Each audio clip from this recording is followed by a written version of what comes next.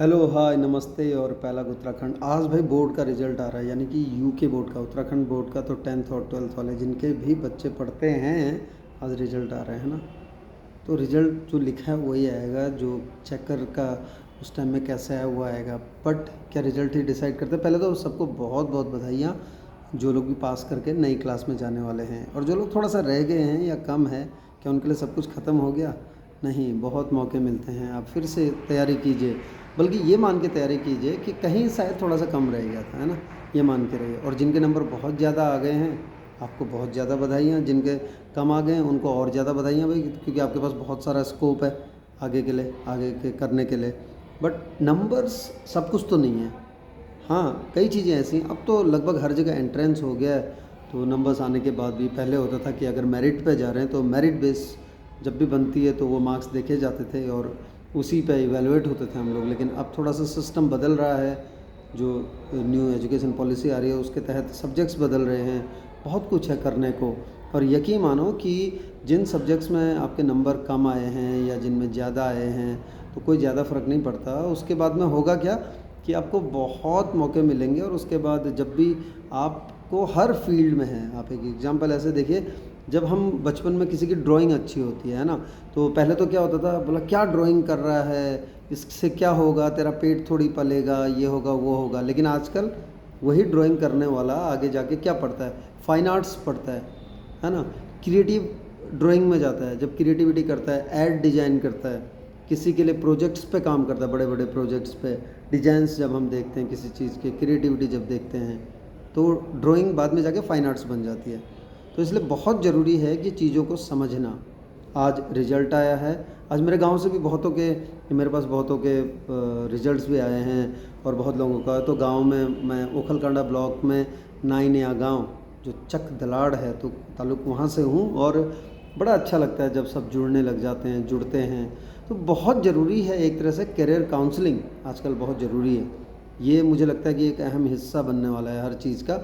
और career counselling मतलब आपके लिए वो कोई बहुत नया चीज़ नहीं है, वो द्वार खोलती है, वो बताती है रास्ते कि मैंने 12th कर लिया है, मेरे अगर इस तरह के मार्क्स हैं या इस तरह के ये हैं तो मैं कहाँ जा सकता हूँ। यानी कि जिसके कम आए हैं उसको निराश होने की ज़रूरत नहीं है।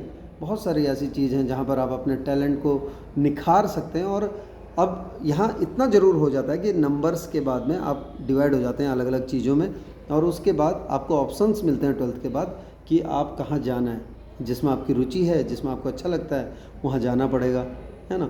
लेकिन कई चीज़ें ऐसी हैं, जैसे आपका अगर इंटरेस्ट है तो आपको उस चीज़ में ज़्यादा मेहनत भी करनी पड़ेगी, क्योंकि फील्ड आप चुन रहे हैं तो मेहनत करनी तो पड़ेगी पड़ेगी। पेरेंट्स तो साथ दे सकते हैं। और पेरेंट्स को और एक चीज़ है कि जब रिज़ल्ट आ रहा है तो उस टाइम में ज़्यादा कंपेयर नहीं करना चाहिए कि फ़ला का बच्चा तो इतना लेके आ गया, फ़ला का बच्चा इतना लेके आ गया, तूने क्या कर दिया, साल भर पढ़ते नहीं हो, ये करो। ठीक है, आपके जो नंबर आए हैं, कई लोग तो ऐसे भी होंगे ना जो पास नहीं हुए होंगे, या कई लोग ऐसे भी होंगे जिनके बहुत कम नंबर आए होंगे। तो जिनके आ गए हैं, जो पास हो, जो जिनके आ गए हैं वो कोसते हैं कि ज़्यादा क्यों नहीं आए। जिनके ज़्यादा आ गए तो ये बोलते हैं कि थोड़ा और आ जाते अगर मेहनत कर लेते तो। भाई कहाँ जाके रुकना है। तो नंबर का खेल छोड़िए और बच्चा जिसमें अच्छा कर रहा है उसमें करने दीजिए उसे। और बहुत, ये सिर्फ कहने की बातें नहीं है, आजकल बहुत ज़रूरी हो गया है सब। जो इमोशनल बैलेंस है, जिस तरह से इमोशनल क्वोशंट आ गया है, ईक्यू बोलते हैं जैसे, वो आ गया है। और जिस तरह से चीज़ें खुल रही हैं सब कुछ चारों तरफ। बट जो अहम चीज़ है वो मुझे लगता है कि करियर काउंसलिंग बहुत ज़रूरी है आजकल, तभी आपको पता चल रहा है। और करियर काउंसलिंग ऐसा है कि बहुत सारे स्कोप हैं 12th के बाद, बहुत सारी चीज़ें हैं जिसमें आपका इंटरेस्ट है वो चीज़ आप कर सकते हो, उससे कहाँ कहाँ पहुँच सकते हो, है ना। अब तो देखो ना, हर चीज़ का कुछ न कुछ है। अगर आपको रोना आता है तो वो कला भी आनी चाहिए। अगर उसे कलात्मक तरीके से करते हो तो वो क्रिएटिविटी में आ जाता है, और क्रिएटिविटी की बहुत वैल्यू है। अगर आपको कुछ गाना आता है, कोई चीज़ आता है, तो सिंगिंग बोलते हैं कि सिंगिंग और वो सब में जा सकते हो, तो अपना भी शुरू कर सकते हैं, अपना वेंचर शुरू कर सकते हैं। तो हर चीज़ का स्कोप है, चाहे आप कहीं से भी पढ़ाई कर रहे हो। तो जितने भी जो आज उत्तराखंड के जितने भी बोर्ड में अपीयर हुए थे और उसके बाद वो आगे जा रहे हैं, या कुछ लोग जो आज आगे नहीं जा पाएंगे कुछ टाइम बाद आगे जाएंगे, आप सभी को बहुत बहुत बधाइयाँ। जश्न मनाइए। और बोर्ड एग्ज़ाम आप क्रॉस करके जा रहे हैं। ज़िंदगी में ऐसे बहुत सारे एग्ज़ाम्स आएंगे, बट यहाँ तो आपको लिखने का मौका मिलता है, ज़िंदगी लिखने का मौका नहीं देती। तो इसलिए अपने आप को उस चीज़ के लिए तैयार कीजिए और उस पल के लिए तैयार कीजिए, नमस्ते चलते रहेंगे। आपको बहुत सारी बधाइयाँ, सारे पेरेंट्स को, सारे बच्चों को और ढेरों शुभकामनाएँ आगे के लिए। Thank you very much and all the best.